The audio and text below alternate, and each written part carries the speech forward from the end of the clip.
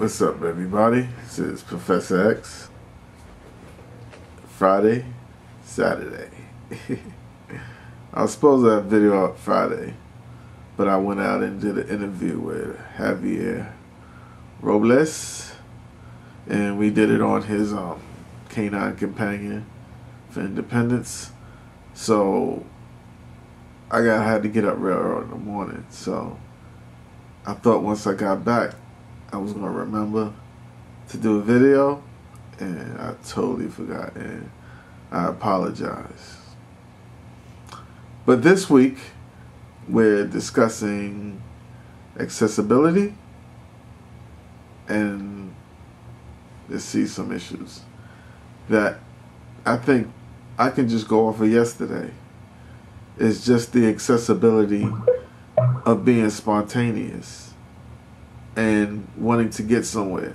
The way my friend came yesterday, where Javier came yesterday, was by Access Link. And Access Link, I guess is a federal ran program, and you have to sign up for it. And you wait for them, you call them up, I guess 2 days in advance, and let them know I need to be somewhere at a certain time, and they'll come pick you up. They'll take you to your place of meeting, and then you tell them what time it's over, and they come back get you and bring you back home. It's a beautiful system for us to have. But the way the system worked, to me, isn't spontaneous. And since I'm so used to having someone drive me somewhere, having my own vehicle, I really didn't know the terrors and that. To me, I wouldn't say it's a terror. I think that's being a little bit too harsh, Professor X. Say something like that, because without it, even for what the system is, without it, a lot of us couldn't be that level of spontaneous. Now, the reason why I say spontaneous is because, like before our accident, if we wanted to go, let's say, to the mall, and we just didn't want to wait for the bus or catch a bus, we call it taxi. Or we go to a friend's house, we call it taxi. This is what I mean by being spontaneous. You feel something, you want to do something, you just call up a taxi. They come pick you up and they take you. See, that system just doesn't work for everybody everywhere. Parts of the cities and certain places of the city, I'm pretty sure, you can find an accessible taxi. But it's not always everywhere. Like right here in my area where I live, I can't just call an accessible taxi. Well, at least I don't know, you know what I mean? And just to get a taxi to come out and just take you somewhere, to me, accessibility is important, even if you want to be spontaneous and just make a phone call and have a taxi that's accessible get you. Not become part of a program, have to fill out some papers, maybe go get a doctor's note, wait 2 weeks or whatever, as long as you need to be registered, to be accepted, and then you got to call 2 hours or 2 days in advance to have somebody come pick you up and give them at least an hour and a half to a 2 hour block of where you need to get somewhere. So if you need to be somewhere at 12, you better ask them to come get you at 10, and so that if they're late, they get to you like 11. It's all of that situation. To me is why I said it's like, wow, we're still struggling to give people with spinal cord injuries a lifestyle or a feeling of not being institutionalized. Everything is with us is like institutionalism, if that's a word. And we gotta be part of some type of situation. Like, look, I just want to go somewhere. I want to call up a taxi, boom, and go there. And I don't want to be part of a program. Then got to call 2 days in advance. What if I don't know what I want to do in 2 days? You understand what I'm saying? What if somebody come over and says, hey, let's go to the movies, and let's say I don't have a car, and I said, yeah, that'd be cool. Come on, let's call a taxi. Boom, accessible taxi come pick us up, lock me in. They get in the back, boom, take us to the movies. Okay, let's call that taxi service back. oh, well, somebody's using it right now. All right, well, we'll wait, or whatever the case may be. Just like you got to wait for any other taxi to come get you. So, accessibility like that, and also I look around my community, and when I first moved out here, they didn't have curb cuts.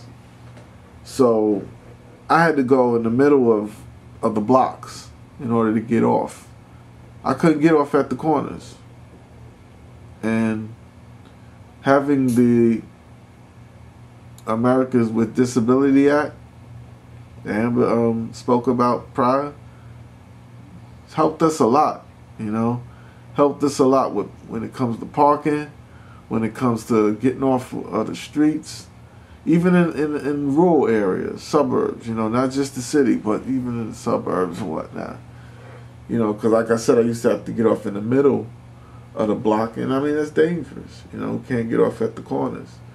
And sometimes even where I'm from, you know, even that's still dangerous. We got stop signs, and people, they don't slow down and see if somebody in a wheelchair is coming. I could be coming to the corner and somebody just boom, just come right up, because you know where I'm from, there's right turns on red, so they don't even stop, man. They just come up and just go and just you know. But things like that maybe we didn't look at, you know, prior to our situations and whatnot. You know, if we was driving, we would probably be doing the same thing too. I think you come real, you know, concerned and courteous for other people when you really gotta see the situation of how you need to look out for other people that are maybe crossing the street.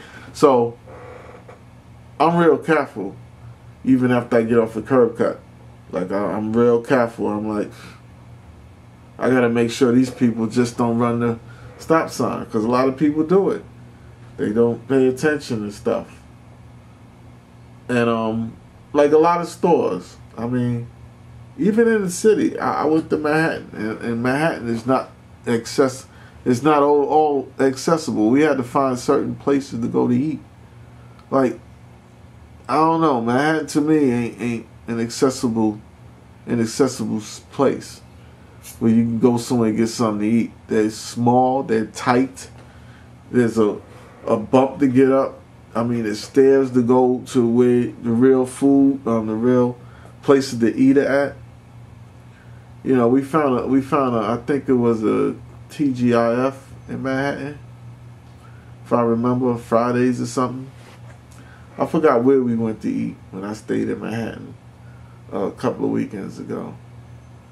And accessibility is rough, but it's a whole lot better than when I first came here. So it is good that we got this act out here for us, the Americans with Disability Act.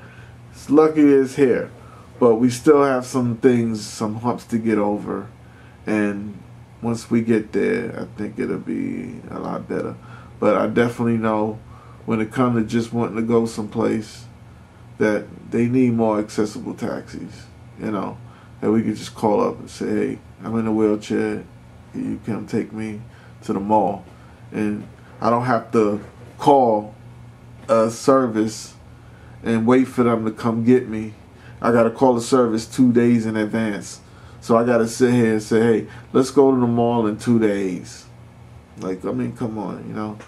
Takes away a person's humanism.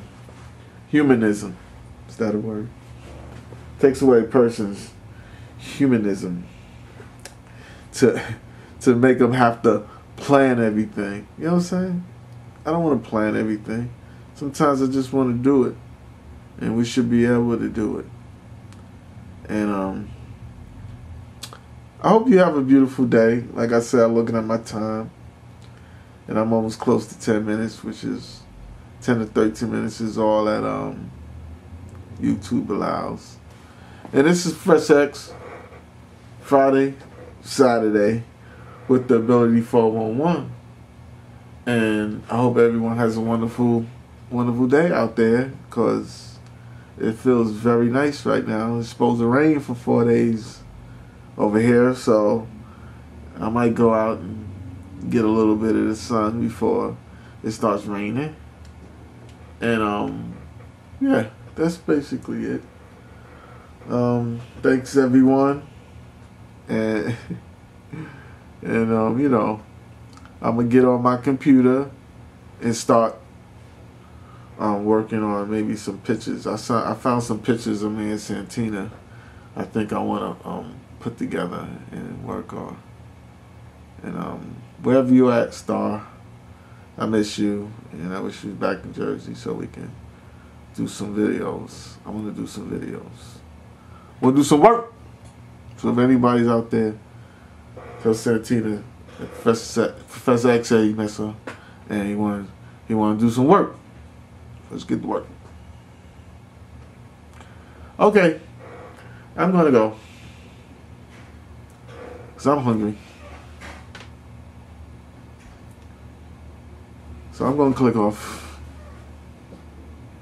and I'm done. Bye.